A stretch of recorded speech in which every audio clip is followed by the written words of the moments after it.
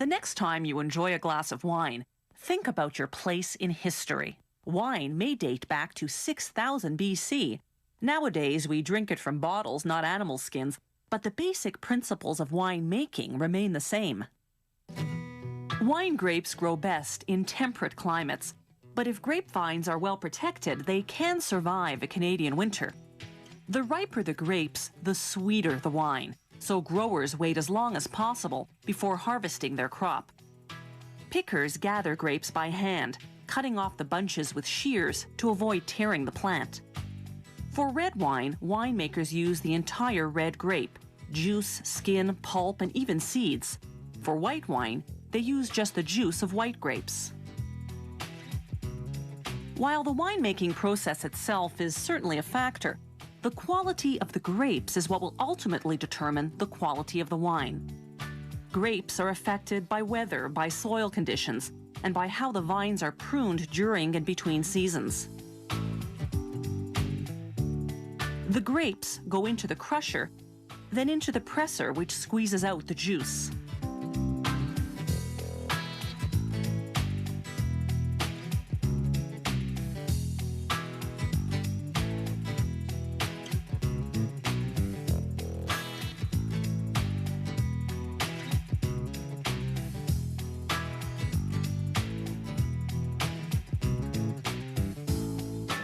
Inside the winery, the result of all that crushing and pressing ends up in large stainless steel tanks. The winemaker adds yeast to make the sugar in the grape juice convert to alcohol. That's called fermentation. Winemakers constantly experiment with fermentation to try to improve the quality of their wine. They take samples of grape juice and mix them with different types of yeast. Yeast is found throughout the environment, in wild berries, for instance. They hydrate the yeast with a bit of grape juice, then pour the mix into the grape juice sample, let it ferment, then see how it turns out.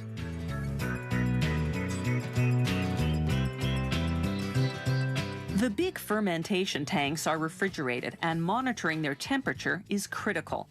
White wine must be fermented at 17 degrees Celsius, red wine at 30 to 35 degrees Celsius. The fermentation period depends on the type of wine. White wine has to ferment for 3 weeks, red wine for just 10 days. Rosé wine is somewhat of a half-breed, made with red grapes but fermented slowly, like white wine. It comes out pink. There's an extra step in making red wine. During fermentation, they drain the tank to aerate the wine. The oxygen helps the yeast work faster over the short 10-day fermentation period. Then they pump the wine back in through the top of the tank to mix everything thoroughly. During fermentation, they not only monitor temperature, but also the sugar level. As the juice becomes wine, the sugar level drops and the alcohol level increases. Except for very sweet wines, fermentation is done when the sugar's gone, and the alcohol content is 11 to 13% for red wine, 11 to 11.5% for white and rosé. The wine is stored for a few months, then it's run through several pressure filters to remove any particles. Then comes time to bottle the wine. Large wineries have fully automated bottling plants, smaller operations, semi-automated systems like this one. The key in bottling wine is to avoid getting air inside, because oxygen turns wine sour. The colored wine bottles protect the wine from light, which can also affect the taste. People have used cork to plug wine bottles since ancient times, because it creates a tight seal that keeps the air out. Cork, incidentally, is a type of tree bark. It grows back so the tree isn't harmed.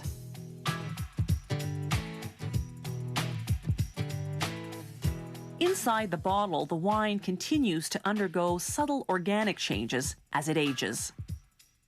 Scan the snack food aisle of your local supermarket, and you'll notice that barbecue, ketchup, and salt and vinegar flavors are no longer limited to potato chips.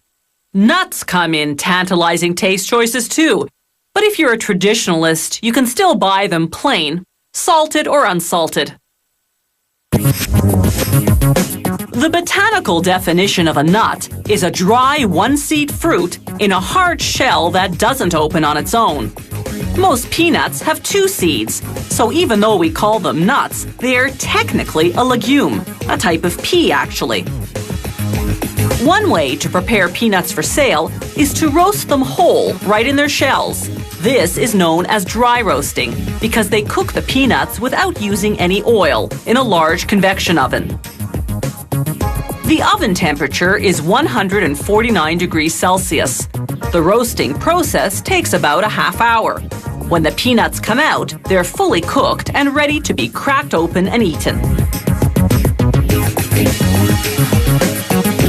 Before the peanuts go off to be packaged, a worker inspects them, removing any shell fragments and foreign matter.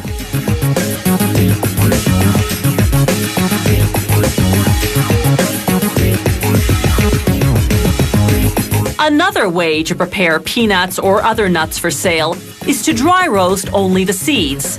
These peanut seeds arrive at the factory with their shells and skins already removed.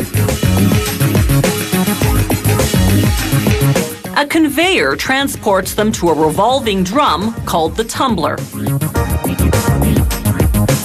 As the tumbler spins, the nuts are sprayed with a liquid seasoning mixture, one of 10 flavors this company produces, such as salted, smoked, ketchup, barbecue, and salt and vinegar.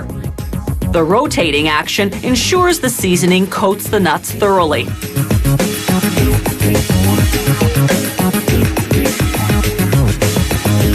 Now a conveyor transports the peanuts to a convection oven. The conveyor turns from side to side, spreading the peanuts in a thin layer so that they'll dry roast evenly. They roast for the same length of time and at the same temperature as peanuts in the shell, about a half hour at 149 degrees Celsius. As they exit the oven, a worker breaks up any clumps.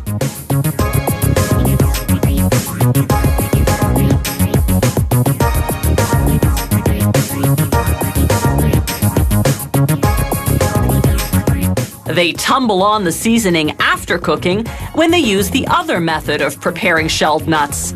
Instead of dry roasting the nuts as we saw earlier, they fry them in oil. This process is called oil roasting. It gives the nuts a greasier, fried taste. These cashews are on their way to be oil roasted. They go into a huge frying tank containing 2,200 liters of canola oil, heated to 160 degrees Celsius. When the nuts come out fully cooked 15 minutes later, they're steaming hot. A powerful ventilation system draws the heat outdoors, cooling the cashews to room temperature. This takes about 15 minutes. By now, the nuts have absorbed any cooking oil that remained on their surface, so they receive a light spray of vegetable oil. This makes their surface sticky again, so that salt or seasoning mix will adhere.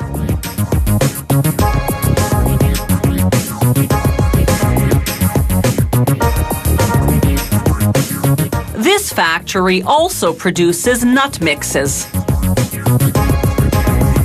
Here, the mixer is combining various nuts with dried fruit.